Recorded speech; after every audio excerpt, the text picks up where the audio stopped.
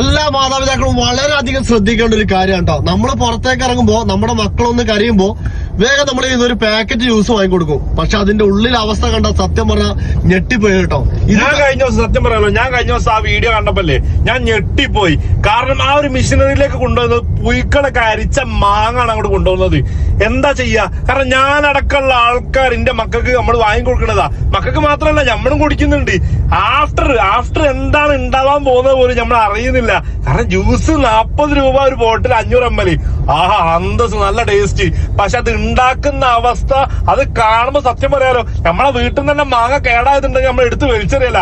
അത് മൊത്തം കിൻഡൽ കണക്കിന് സാധനമാണ് ജ്യൂസായിട്ട് വരുന്നത്.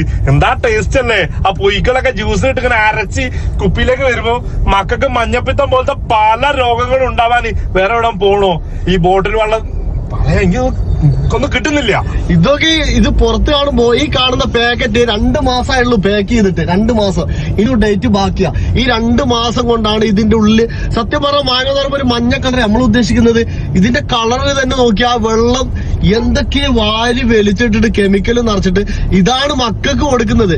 മക്കള് കരയുമ്പോ നമ്മള് കരച്ച് മാറ്റാൻ വേണ്ടിട്ട് പെട്ടെന്ന് വാങ്ങിക്കൊടുക്കും. പക്ഷെ പിന്നെ വരുന്ന രോഗങ്ങള് മാറാ രോഗങ്ങളായിരിക്കും കേട്ടോ. എല്ലാവരും ഒരു പരമാവധി ഷെയർ ചെയ്യുക. ഇതെല്ലാവരും ഒന്ന് ശ്രദ്ധിക്കുക. ഇപ്പൊ ക്യാൻസറിനായിട്ട് ഹോസ്പിറ്റൽ വരെ വരുന്നുണ്ട്.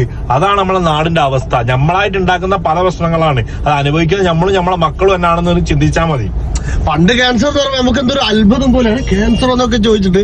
ഇപ്പൊ ചെറിയ പ്രസവിച്ച് കഴിഞ്ഞ ഉടനെ മക്കൾക്ക് വരെ ഞാൻ ഒരു ഹോസ്പിറ്റലിൽ നിന്ന് ഒരാൾ വിളിച്ചില്ലേ, 4 വയസ്സായിട്ടേ ഉള്ളൂ, ക്യാൻസർ ആണ്.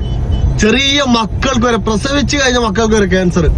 അതൊക്കെ നമ്മൾ കഴിക്കുന്ന ഫുഡിന്റെ ആ കെമിക്കൽ അതിന്റെ ഫലമാണല്ലോ അവർക്ക് കിട്ടുന്നത്.